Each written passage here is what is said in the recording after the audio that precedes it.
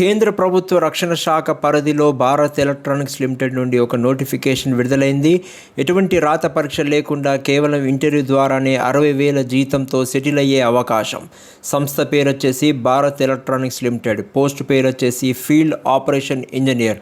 మొత్తం ఖాళీలు electronics and మెకానికల్లో ఉన్నాయి. అర్హత వచ్చేసి B Tech electronics communication mechanical qualification ఉన్నవారు అప్లై చేసుకోవచ్చు. వయసు వచ్చేసి గరిష్టంగా 40 ఏళ్ళు. క్యాస్ట్ రిలాక్సేషన్ కూడా ఉంటుంది.